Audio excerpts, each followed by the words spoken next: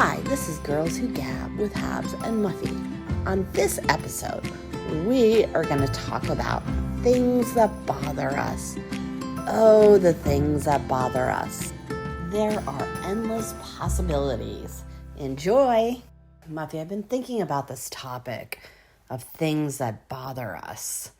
And I was trying to think, is it like mostly big things that bother us, or is it little things that bother us? And I think in general, I think it's the little things that bother us.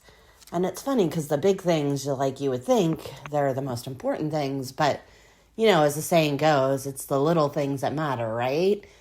I was also thinking, why do they bother us? And why do they bother some people and not other people? And I think it's just, it's the human spirit, it's the human mind, the individuality of everybody. Each person is different, so different things bother different people depending on their personality and their ability to, weather the storm or not more easily than others. And we could turn this into a very philosophical conversation, but I won't do that. I just kind of was, as I was thinking about the topic, I was thinking just beyond what are the things that bother me? It's why do these little things bother people? Why do they bother me? I think that's something that you could talk to a therapist about endlessly, right? But, and it's a common topic, right? It's not a topic we're not the only ones who have ever, we're not novel in talking about this particular topic. There are podcasts on it. There's probably funny sitcoms that have been out there. And so it's and it's a topic that keeps on giving, right? In some respects, but it's also a fun topic just because, you gotta laugh at yourself a little bit, but and also take it seriously, I guess. I don't really, I suppose. The things that bother me, they bother me, but it's not like they're going to keep me up at night or I'm going to think about them endlessly. They're going to bother me and then I'm going to move on. At least that's me. Having a family and living with them so closely and them being a part of my everyday life, I think there are a lot more little things that bother me in the home front than out in the world, but there's definitely things that bother me. As I've mentioned to you many a times when I've been recording voice memos to you as I'm driving, there are a lot of things that drivers do that bother me, that bug me. And yeah, I am not perfect and I am sometimes guilty of those things. But I'm also I like to call it an interactive driver. I'm not passive aggressive. I'm not just take a seat back and relax. I'm more relaxed than I used to be, but I'm still a pretty engaged driver, as I like to say. I would know that my better half would beg to differ, but that's okay. We can beg to differ. But things that really bother me about driving in particular is when people don't use their turn signals to indicate they're turning. It's so simple. It tells people where you're going, right? Or they keep it on or they don't pay attention. And it's just, I think it bothers me especially because it's the one ding that I got on my driving test when I took my driving test. I remember we pulled over to the side of the road and I was just we just pulled over. And, later on they were oh, you forgot to put on your signal. You're supposed to, if you're just idling by the side of the road or you pull over, you're supposed to use your signal. So I think that's one reason it really bothers me. But especially around where I live, a lot of the people around where I live, they're all people that live in the neighborhood, in the town. And yeah, we have lots of visitors and out-of-towners. We also have quite a big international scene. And I sometimes wonder just the driving, right? The rules of the road are different. But it's simple things. We have this one intersection by an elementary school and it's a two-way stop. It's been a two-way stop. It hasn't changed. Yet people sometimes will just stop and let other people who have a stop go, and it's very confusing to me. I think if you don't follow the rules of the road, it can be very confusing to the other drivers. Like, there's a reason that we have those rules so that it makes it easier for people to follow, right? Like, I mean, to me that makes like logical sense, but now, granted, I don't always follow the rules of the road. Sometimes I do get away with things, so that's why I say, like, I can be a little bit of a hypocrite, but for the most part, like, I think it's pretty easy. There's a stop, you stop. You know, whoever gets there first, they have the right of way, you know, or it's their turn, and I don't know. It's very interesting. Here in New Jersey, driving is very different than when I lived in California. California has a lot more four-way stops, and like I think it made a lot of sense to me because it's like, okay, whoever got there first would then go, and then the next person who got there second, and so on, right?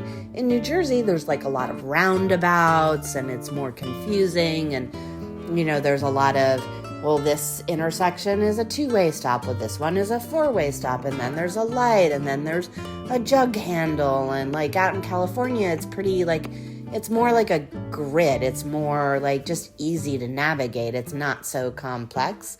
I think they make it a little bit difficult in New Jersey. But anyways, that's just one thing about driving that annoys me.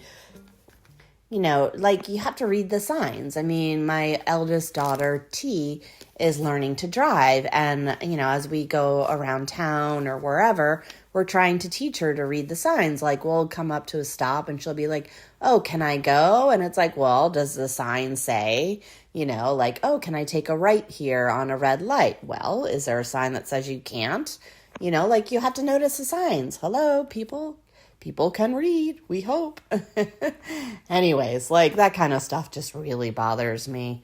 The other thing that bothers me, and it happens particularly in my household, is people will take things out of the refrigerator and then they'll take the last one and then they'll put the container back in the refrigerator. Like right now, there's an empty carton of yogurt. Like there used to be yogurt in the box and it's just sitting there empty. Like somebody put it back. I mean, I know who that was, but it happens often. I mean, it happens like to almost like, I would say at least half of my family does that on a daily basis. They just put empty things back in the refrigerator. Like, I don't understand that. Like, why wouldn't you just put it away? I mean, throw it out. It's done, right? Like, why? Like, I can't even fathom a reason as to why that happens. And I just wonder, like, what's going on in their brain? Are they just that distracted? Or, like, to me, it's almost automatic. I mean, and there are other things that bother me about the refrigerator in particular. My family seems to have a lack of awareness of what's in the refrigerator unless it's front and center. So everything has to be right there as you open the refrigerator door. Otherwise, they don't see it. In particular, my husband. I could put something in a drawer and he would never know it was there. So if I don't want something eaten, I usually put it in a drawer because then he doesn't see it. Like, it's just crazy. Like there's only like a periphery or like I don't know what it is. Like, what is that? Like, I don't even know how to describe that, but it's just like insane to me. Like you can't see it. Like, oh, we don't have this anymore. Yeah, you just gotta look. You just gotta look through the refrigerator. Anyways, that type of stuff kills me. Kitchen, food, dishes, everything. I mean, Jay has this playroom and like it is like a garbage can because things go in there and they don't come out. I mean, I guess that's not really a garbage can, but you know what I mean? Like, it's just like, maybe it's like more like a black hole. Like, I mean, the other day we were cleaning up and she had like 10 bowls and cups and utensils. I mean, it's crazy, right? It's like, why, when you're done eating, can't you just bring it to the kitchen? I mean, my girls don't clean the dishes. They should, but at least they bring the dishes for the most part back to the kitchen, except for Jay when she's in her playroom, or sometimes in the living room, she'll leave cups and bowls and everything else. And it's like, you wonder why like half of my cups are missing. I mean, my glassware, like there's a particular cup that I like to use for my grapefruit juice in the morning, and we have none in the cupboard right now. And I can only really account for like maybe 5, and I should have 12. So it's crazy. So that type of stuff really bothers me. Oh, here's another thing that bothers me. And as if, right? Is when somebody's in another room and they yell to me and ask a question or ask for something or like demand something or whatever. Why can't you come to me and have the conversation? I am not going to yell back to you. Also, why do I have to come to you when you're the one who wanted to engage with me? That happened all the time in my household growing up. My parents would do that, and it just drove me crazy. It's like, can't you come to me and ask a question? Why do you have to do it from the first floor when I'm up on the second floor in my bedroom, and then making me come to you because I can't hear the question or the comment fully? Oh my God, it's just like, we don't have to do that. It's unnecessary.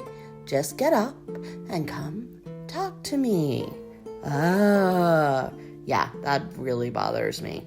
Another thing that I think bothers me is I know it does, is personal space. I'm not an in-your-face person. I really like that personal space. Like, you know how like people talk about like a box around you? Like, I cannot take people that come right up to me. I can't think. I can't focus. I just need like a little bit of space to like absorb or take in whatever's in front of me. And also just personal space and awareness when you're out and about, like in a crowd. I mean, I know in a crowd it's a little bit harder to acknowledge and respect personal space, but like at the grocery store, it bothers me when I'm putting my groceries through and, you know, the person's checking them and I'm putting them in my bag, which is to the right of where you pay, and then the other person behind me comes right up to where the machine is. So I have to go and sidle up next to the person who's already there thinking like I'm done and I haven't even paid. Sometimes people are like, oh, I'm sorry. Like, really? You didn't notice? Like, why are you right in front of the machine? And other times I'm just like, I don't want you like on top of me. Like, I know you're not going to steal my card, but maybe you will, or, you know, and like, just give me a little bit of space. Even like in the store, yeah, that really bothers me. It's just that personal space, especially in the grocery line. The other thing is, you know, I like to volunteer a lot. I do a lot of volunteering. And I think it's very admirable. And I think the people that do it, I respect and I appreciate it. But at the same time, like, volunteering is something extra that people do. So it really bugs me when, I don't know, whatever it may be, maybe like the management or the leadership, they're wasting time.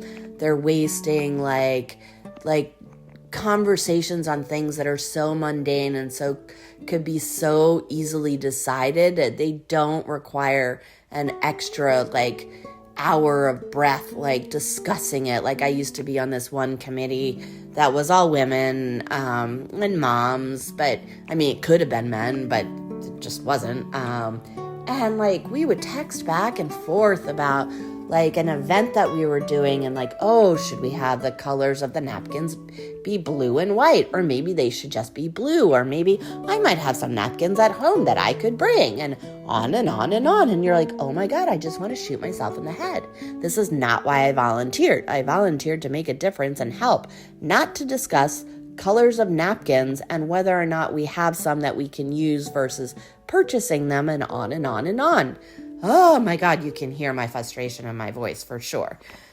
Yeah, that got me going big time. I want to volunteer, but let's be efficient and focus on the important things.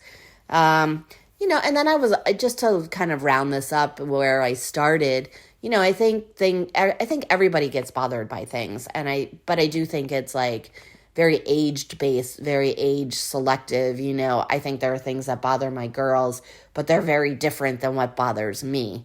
I know, for instance, when Jay comes down in the morning and she's singing and happy, oh my God, that bugs the crap out of T. But, then there are things like, as an adult, like just hang-ups my husband might have about money or various things. It's like, oh my God, like just stop it. But, that's not. So I think it really does depend on your age and what bothers you at certain points in your life. But I do think everybody gets bothered by stuff, by little stuff. So I'll leave it at that. I'm interested to hear what bothers you, Muffy. Hey, Habs. Thanks for letting me know what bothers you. I'm sort of tickled by the fact that you have substituted the word bothered for what I would call annoying. That there are a lot of things that annoy me. And maybe that's a stronger word than bothered. I feel like bothered is sort of like a nice way of saying, things that drive you crazy. And I'm sort of like, it does more than bother me. It actually annoys the crap out of me. Anyway, I love starting off 2025 talking about things that annoy me with you. And I heard you hone in on driving, and I hear you saying you're an interactive driver. I guess I am too. I'm pretty, I grew up in the Midwest, and people are really nice there, and they're like, don't honk the horn. Everyone kind of takes their time. But I was never that type. And then, I was never that type from the get-go. And then when I moved to DC and drove, it was like a lot more in keeping with who I am and kind of that aggressiveness. And then when I lived in Australia, I had to learn how to drive on the other side of the road, which was kind of interesting. But once I got the hang of it, the same way I always drove on the East Coast was how I drove there. And, on the Gold Coast in Australia, that was just like retirement land. So you can imagine the annoyance I felt when I drove in the Gold Coast of Australia. And then when I moved to Seattle, it's sort of somewhere in between, but no one like ever really honks their horn. It's like everyone's like really passive aggressive there and like are just nice always on the surface, right? But although recently I read an article saying more people are honking their horn in Seattle, so I don't know if there's just a lot of East Coast transplants that are like, okay, I'm gonna honk because I'm tired of this crap. But I was always, a pretty aggressive driver. One thing that annoys me is that people who ride the left-hand lane, right, and not passing, they're just sitting there. This happens left, right, and center everywhere I go. It's like, why don't they get past the person and then get over? And then when you come up to the next car, get over, pass, and get back over. I cannot stand people who ride the left-hand lane. And it happens all the time. That is probably one of my biggest bugaboos. Other thing was like merging in Washington State. Like, where I grew up learning how to drive, when you see someone merging onto the highway, you get over to the left-hand lane. Not because you're necessarily going to be passing somebody, but because you want to give that person room to merge in. Well, apparently in Washington State, I would notice when I was driving there, no one ever did that. Like you'd be coming on and there'd be all these cars in the right-hand lane and like no one provisioning for you to get in. And then I finally brought it up to someone. They're like, oh yeah, in Washington State, we're not taught that. You don't have to move over for someone merging. Isn't that crazy? I'm like, what? That is like so not polite and so ready to create an accident. When I learned to drive, we were told, move over if you see someone merging and then go back into the right-hand lane when it's safe to do so that person can get into the highway safely. Not in Washington State. Forget that if you're driving out there. Anyway, I know I must be a pretty aggressive driver because, when RK drives, I notice like he doesn't deal with any idiots. I'm like, how is it that like when you're behind the wheel, you have no complaints? And like when I'm behind the wheel, there's just like idiots left, right, and center.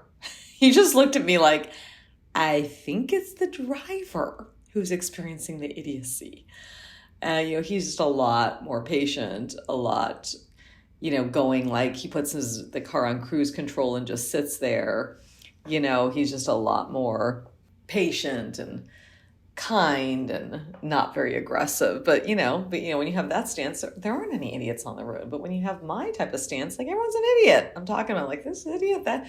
When I'm on the passenger with him, I'm like, there's just no idiots out there today. He's had a good day. Anyway, just wanted to share that. The household stuff, I hear you. I have, of course, I don't have children, so I cannot relate to that. But I do have a husband who I've been married to for 21 years? Going on 22 years this April. But what I can never stand was, like, shavings in the sink. RK is dark haired. So his beard is, when he shaves, it's dark hair, and, like, he never cleans out the sink. It just sits there. Like, he shaves, the stuff goes down there, or he cleans out his razor and it sits there, and he doesn't think to, like, rinse out the sink. I'm like, did you just, like, leave that for me to rinse? Luckily, right now we have 2 sinks. But, like, when I walk by his sink and I see it there, it bugs the crap out of me. I'm like, why does he not rinse his sink out? How does he go in and brush his teeth and there's all this black gunk from his shaver for his shavings, like, sitting there? I'm like, oh my God. It's just, like, gross. Luckily I don't do much about it because I have my own sink. But I'm like, oh my goodness. We lived over in the treehouse we renovated, and we had 2 separate vanities that were not up against each other, like side by side. They were, like, on one side of the room and mine was on the other. So I never had to look. I never went over there to see, because I know that they would be there. And now, like, because I walk by his sink to get to mine, I can see it. Bugs me. I try to set him up for success at night. All the dishes are in the dishwasher. The little dishwasher pod to clean the dishes is there. All he has to do is come in and right before he goes to bed, put it on. And when I wake up and he has forgotten to do that, that annoys the crap out of me. I'm like, what? It's not that big of a deal. You can just run it then, but it's like, for some reason, it just throws off my day. It's like, put the dishwasher on. You have been set up for success. You don't have to put the pod in. All the dishes are in there. It's ready to go. I only don't do it because I know he's going to have a whiskey or he's going to have a little something to eat. There's going to be more dishes. I don't want to see them in the sink. I want to see them in the dishwasher clean the next morning. So, like, I think I've expressed that so much that he hardly ever does it anymore. But anyway, just, it just annoys me. Lost items, like, he's always losing things. Keys, and gosh, we just came back from vacation and he lost, what was it that we were eating one of those, we were in Amsterdam, we were eating one of those, like, waffle things. They're pretty messy, and they give you, like, a little wet paper towelette, and he's like, where did that go? I'm like, okay, like, when I was eating mine, I just had it in my hands. So I could immediately open that up and, like, clean my hands. He had put it in one of his million pockets, and he's like, what do I do? I'm like, we're going to find it. So I'm always having to find his stuff. And he's often like, did you take it? Do you know where it is? I'm like, no, I have no idea. I'm not a wife who gets into his business. I just don't. I don't look at his phone. I don't look at his computer. I don't go into his office if I don't have to. I don't want to be in his business. Like, I don't touch his clothes. I don't, if I'm doing the laundry, I'll do, fold them and stuff. But I'm not a wife who's in his business. So when he's like, I've lost this, have you done that? I'm like, no, I've done nothing with it. I don't know what you're talking about. It's like, but I do help him find it. One of the biggest stressors in our marriage, I will actually say, and I'm saying this because we have just come back from being away together for 2 weeks, is when we walk down the street, he has a very hard time walking alongside me. And I know that comes from his dad, who was always out ahead of his mother and the kids and, scouting wherever they were going to go, or just, in his own world, like, trying to get someplace and, like, just not aware of the other, and, like, how nice it would be to be together and walk together and experience whatever's together. And then it's also like he's often doing the directions and stuff, and it's hard for RK to multitask, meaning do the directions, like navigate us, and stay in sync and in tune with me walking by my side. This has been a perpetual annoyance of mine. I'm like, I just want you to walk. And everywhere I look, men are walking alongside their wives or their partners, like perfectly in sync. This got so bad like years ago that I said, you see, this man is doing it. How he was keeping in time with his partner walking was he put his hand on like the middle of her back or like lower back and was like, then like he was with her and then they were walking completely in sync. So he's like, oh, okay. So what does RK do? He puts his hand on my back and he's just pushing me. That's just like, that is not what we're talking about. So this is a perpetual, I think he also realizes it comes from having a hard time multitasking, and also just he was never saw his father and mother walk side by side in sync. They were not in sync with each other, and the father was really kind of lost in his own world and caught up in his own self. And so I think he can go there, and he doesn't even realize like where I am, what's going on. And after 2 weeks, it got really annoying, but he does try, and it has gotten a little bit better. But man, that has been one of the biggest things that's annoyed me. I don't like when people leave shoes just around the house. Like he'll do that. He'll leave them in the family room or somewhere in the kitchen or like even at the front door. I'm like, put them in the closet, put them in the closet in the bedroom, in the front door closet or the bedroom closet or in your study where I never go. But like, don't just leave them around. And I will just get up and move them. And he's like, where are my slippers? I'm like, not where you left them. So like, and then I totally get the yelling something from another room to get your attention. They're just like the laziness of just not getting up and like telling you, like going to you and asking or saying whatever you're going to say. That also happens to me. It happened in my family of origin all the time. As you brought that up, I really had my own distinct memories of that. It doesn't bother me so much, but yeah, I mean, you make a good point. Why don't people just like get up, go to wherever you are and chat with you? Laziness, pure laziness. I think it is age-based what annoys us. I mean, it's kind of interesting. I go to Orange Theory and work out, and like, it's a really good workout for me, but like, and for RK, but we notice like the music's really loud. It's no louder than it has ever been. I've been going there since like my early 40s, and now I'm like in my early to getting into mid 50s, and it's like, it's the same music. It's played at the same sound level. Because, it's a template, right? Whether you're at the Orange Theory in Seattle, Washington, or the Orange Theory in Jersey City, it's the same thing. It's just that I'm 10 years older and my ears are more sensitive, and that's now annoying. So I totally think it's age-based. So I think this is a great, and I also agree with you. Like these are things that don't really keep me up at night. I'm not like, anxious or upset or like this or that, but like in a given day, those are the things where like, stress levels can sort of peak a little bit. Like, oh, why is this happening? What's going on? Why can't they put their shoes away? Why didn't the dishwasher get run last night? Why can't he walk with me? Why are all these idiots on the road? It's like, so like, it can take up a lot of space. So I try to be mindful of, okay, like, take it down a notch. It's not that, none of these things are that big of a deal. It's navigating life with the other, whether that be the other on the road, in your own household, people out there that you're volunteering with, whatever. And a lot of it is, I think, reflective of our age for sure. The only one also I'm going to end on is people being late. Like, I don't know, but for myself, I like try really, really hard to like be on time. People always kind of make fun of me. Actually, like if I say I'm going to call you at 1:00 or we're going to have a call, I call like exactly at 1. I watch for the clock to turn to the 1:00, like the first second of the 1:00, and I'm like, call. And people are like, oh my God, Lisa, you don't even like give it like a second. So much that I do that people aren't even ready to take the call. It goes to some answering machine because they're still trying to finish up their other call, or they're not at their so I'm kind of like, I want to respect people's time, and I just like want to be on time. So even when people are like, they'll say they're going to call me at like 1:00. I know most people aren't going to call me at 1:00. I know it's going to be like 1:02, 1:03, maybe 1:05, maybe 1:10, or 1:15.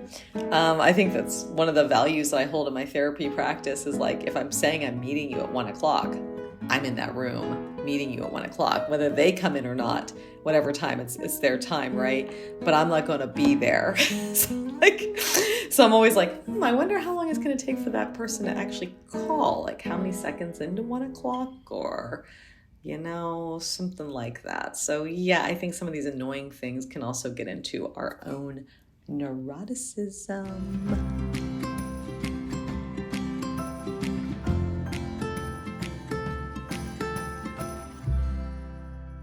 So I think it's funny, Muffy, that you picked up on my usage of bothered versus annoying. Yeah, I think probably that's my style, but also I just felt like, yeah, bothered is kind of a nicer way of saying things that annoy me. I guess I say bothered because, yeah, they're not the end of the world, but they are irritating, but not enough to like completely get under my skin. I mean, when things bother me, I get it like, I'm like, ugh. And then like I kind of move on and forget about it. I'm like, oh, well, what can you do? I think there's so many things that bother everybody about driving and, being a nice driver versus an aggressive driver versus a passive driver. It's interesting that it is dependent on where you live in many respects. I can see where the West Coast, when I lived in California, in Silicon Valley, there were some aggressive drivers, but not really. Most people, what really annoyed A and I was that everybody would drive the same speed. So you couldn't really change lanes very easily because everyone was just keeping up with everybody else. Now, every once in a while, there was somebody who would be like speeding and swerving in and out, but that was usually some kid, like I want to say some kid, it could have been an older adult who knows, like in a sports car, but other than that, they were pretty like benign and calm. Whereas like before that, we lived in northern New Jersey, and in northern New Jersey, people are a lot more aggressive. I think they're closer to the city, thus they're more aggressive because that's kind of the nature of New York City driving.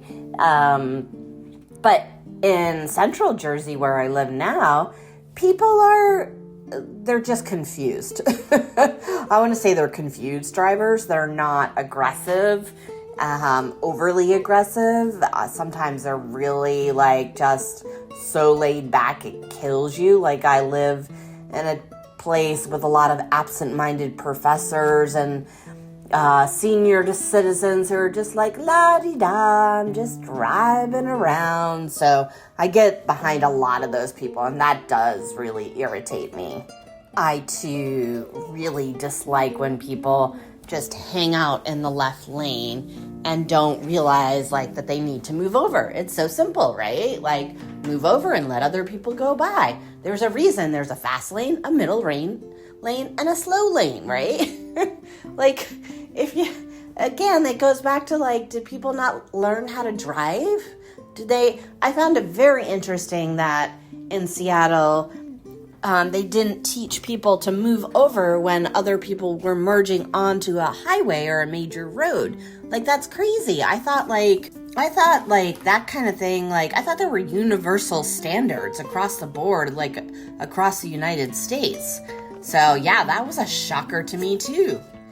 But it is funny. When one is driving, there's always idiots. But when there are other people driving, there aren't as many idiots. Well, sometimes there are idiots with my husband, A, but not typically. It's funny with the girls. Like, now that T is driving, she's much more astute with, like, the choices I make, the choices that other people make, and she's starting to, like, get those habits of, like, complaining about, why did that person do that? Why didn't they do this? Blah, blah, blah. And it's like, oh boy, you're only 16. Like, you got a long way to go. And then even Jay, like, she will be like, don't do this. Like, this is where you should go. You should turn here. You should, like, she's telling me how to drive. So it's funny, I've entered that stage. Whereas when they were like babies, I could swear left and right and say F you and la la la and do whatever I wanted and nobody really paid attention. But, now all eyes are on me. That's funny about RK and the sink shavings. It reminds me of the interaction now between T and J. When T takes a shower, she'll shave, and she has light hair, so it's not like a really big deal. She has long hair also, and it's thick. So whenever J wants to take a bath, she's always like, "Mommy, could you clean out that hair? It's yucky." So that's kind of funny. I'm like, "Oh, just you wait, Jay. Just you wait."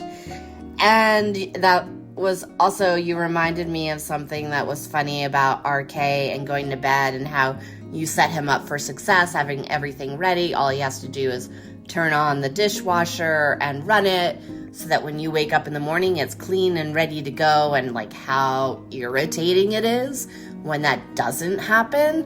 It reminded me of like when I was in my 20s living in DC with roommates. My one roommate, A, would know how to irritate me in the morning by leaving the bills that I hadn't written checks for by my door. I am not a morning person. I think I may have mentioned that in the past, maybe not, but I get easily irritated in the morning, and she knew just how to hit my buttons because she would leave the bill and say, "You need to write your part of the bill for this, and please leave a check so I can mail it today." And oh my God, that would just set up my day for not success. I would be annoyed and perturbed. So I forgot about that. I'm less perturbed these days. I used to be more so. And things would irritate me. Now I'm not a morning person, but I don't get so irritated. I kind of let most things roll off my back. Every once in a while, there's like a day where just everybody's annoying or annoyed and everyone's irritating each other, and I'm just like, but I try to keep it to myself so everybody can get outside the door. Get out the door.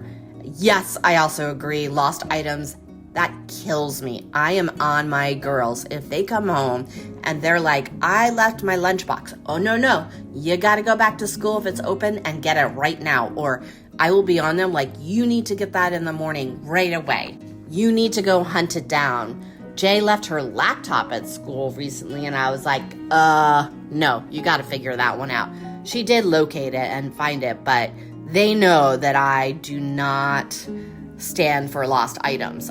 My girls have never had lost items in the lost and found because I am on them like, I don't know what there's some saying, but I'm on them to make sure that they find their lost items. So I'm also not in my hubby's business. But like RK, A does lose things as well.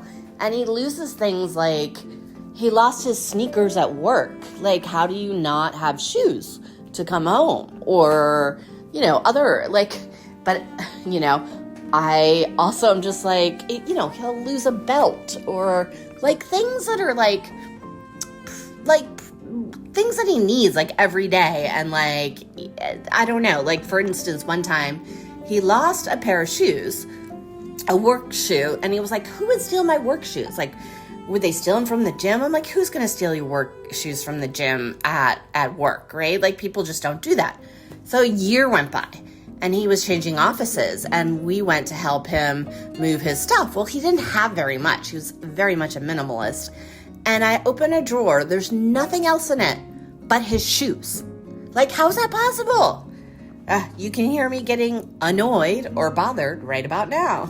And yes, I too always move A's shoes if he doesn't put them away. For a long time, everybody dumped their shoes right at the door and nobody could get outside because the shoes were all over the place. How easy is it just to walk like 15 more feet and put your shoes away? So I will put his shoes away and he'll be like, "Where are my shoes?" And I'll be like, I put them away. So they're catching on a little bit, but he's still he'll leave his shoes outside if he thinks they're dirty, or I don't know. It's just like, why? I put my shoes away. I put my coats away. Like, I put my stuff away. Like, why? How hard is that? That's funny about RK and how he always used to walk ahead of you. But yeah, I can see where, like, if he didn't have the example of walking side by side and next to you, that's like a hard thing to change a habit of. Always walks slightly behind me. I actually like it. It feels very protective, and I just really, and respectful in some kind of way. I just really, really like that.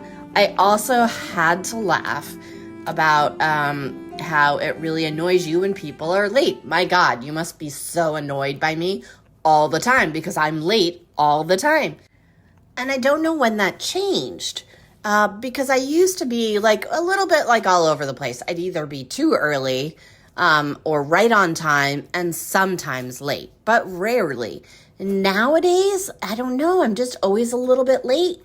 And if I'm super early and ready, then like I get distracted and all of a sudden I'm late. But I was early, so I'm so sorry. I am trying to work on that because I also was pretty diligent about trying to be on time. Maybe not down to the seconds, but pretty much on time. Because I agree with you, like it's a respectful thing to do.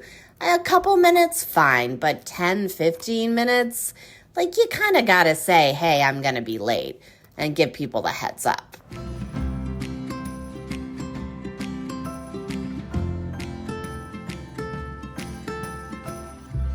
So you always have me thinking, Habs, about language.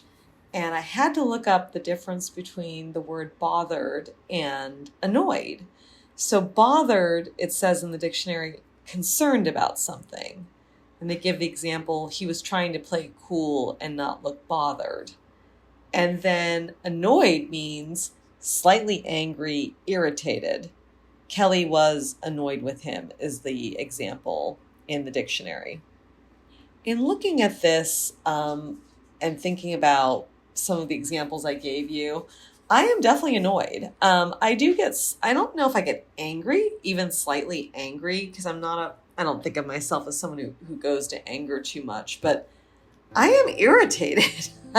Like, I have to say that I'm more than concerned about something. I'm irritated by something. So I'm going to sit firmly in team annoyed. Not sure what you think about those two definitions, but some of these things I've been talking to you about, yeah, they irritate me.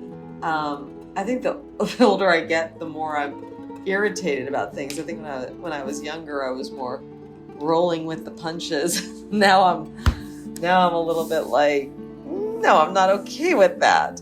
And maybe it's just I have more years under my belt to have more things built up that I'm annoyed about.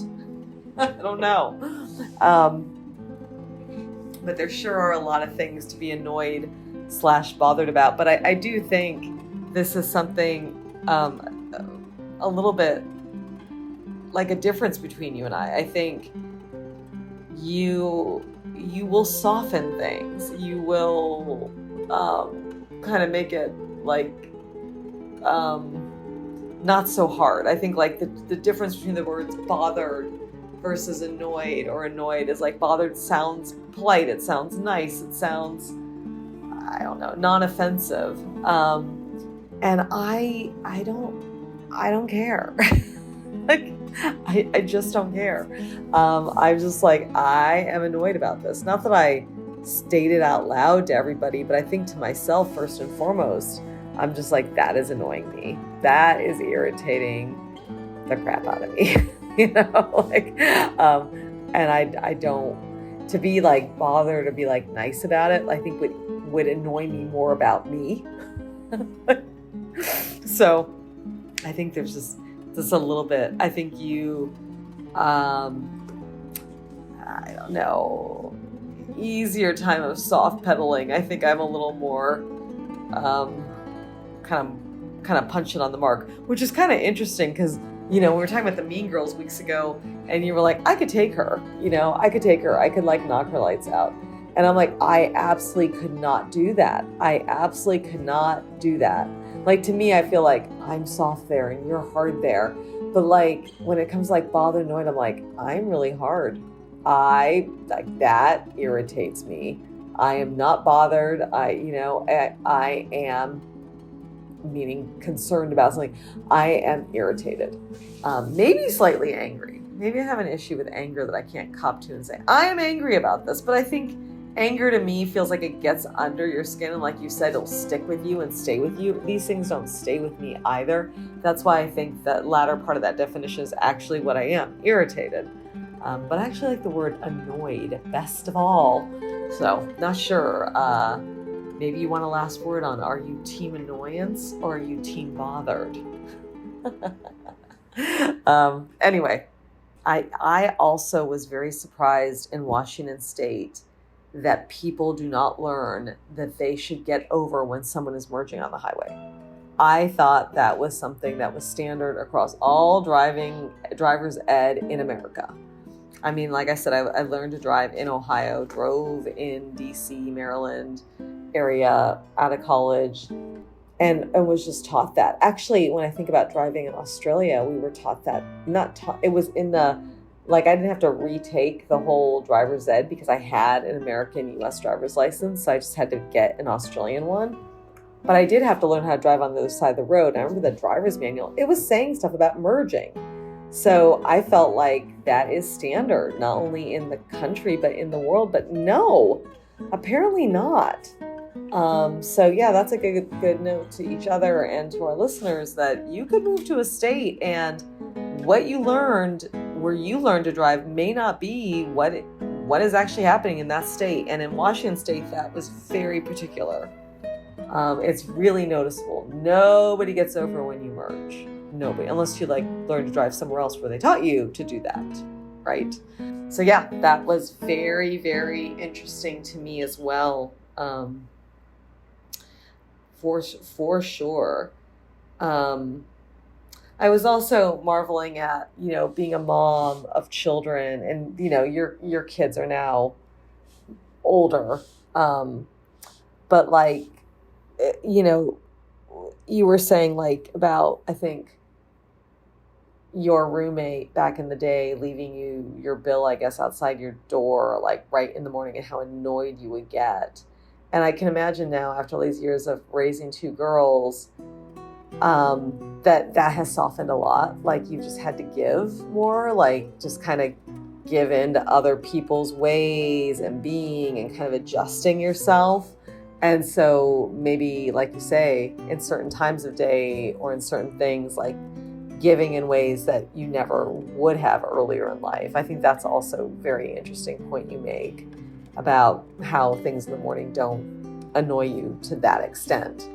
And I think that probably just has to do with life and raising children and living in a family unit and having to give and take. But I have to say that was like super annoying to me. Like, I don't know. Like, to wake up to having a bill at your door and you're not a morning person. I mean, I am a morning person, but that would still irritate me. Be like, oh, okay, I see how it is. I mean, like, yeah, I need to write the check, but I don't know. It's like, ooh, ow, ouch, harsh. Even if you're a morning person, that's harsh. That may not set the day's pace quite in a positive state. So yeah, I get that for sure. I was like, ooh, ouch. But I think, yeah, as you said earlier about, what annoys us at different ages, I also think that times of day or this or that did way back when, that also shifts. And I think that's quite interesting and intriguing. I didn't know if I should say the thing about being late, because I know you sometimes are late. And I didn't really mean it about you, because often when you and I are meeting, there is more like give and take to the schedule, to the day, to whatever. That's why I kind of kept talking about it with the phone and like business meetings, because it particularly irks me, like in a given business day, when I I'm going to talk to somebody or whatever. And like, let's say it's at 4 o'clock. Like I call right on the nose at 4 o'clock. And I get there earlier than most people and I have to call back. And it's this whole thing. But like, I think when it's business time and it's people's weekday time or whatever, like that does irk me. Not like a couple minutes, because I think I'm kind of neurotic about it, as I said, but like, as you said, 10, 15, 20 minutes, like that's just plain disrespectful. I think, meeting friends for this or that, particularly how you and I meet up, where we meet up like to go into the city and do something, and it's more, we might not have a hard deadline. That's not as irritating. I kind of know, Habs, that you might have a hard time getting out the door, or also traffic. And I do want to say that around here. Like, I am pretty much a person who's on time and try to, but with the traffic around here, that can get really dicey. So I have found myself like, why am I like right on the nose or like a few minutes late? That has happened to me since I moved here. And I think it has to do with traffic patterns. So I'm always kind of thinking about if you're coming my way, like especially coming my way, which is like right adjacent to New York City. Like it could be totally out of your control. It had nothing to do. You got out of the house just fine. And it just was everything else between your home and my home that made it such that you are late. So personally, I like kind of account for that. It doesn't annoy me, but it's like in the business meetings of life that I'm like, come on, be there or be square. So I ask you, Habs, are you team annoyed or team bothered?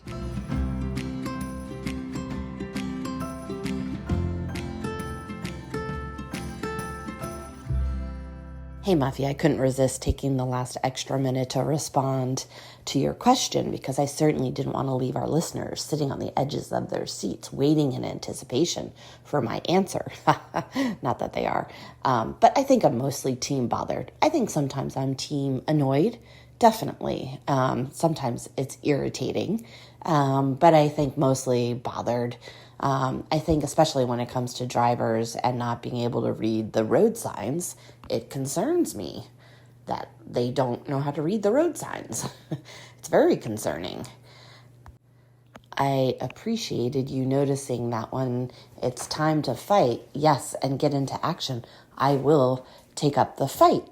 But I think I will always do everything not to get to that point. But when pressed against the wall, I definitely will put up my fists. So that's my answer. And I also just had to say, I know that you weren't necessarily talking about me when talking about being irritated when people are late. But at the same time, I wanted to say that you can always tell me when you're irritated that I was late, because I deserve it. But no, mostly because we're friends and you can be honest and it won't hurt. So thank you. This was a very interesting conversation. Thanks for listening today to the things that bother Habs and annoy Muffy. For more, please follow us on Instagram at Girls Who Gab with Habs and Muffy. Till next time.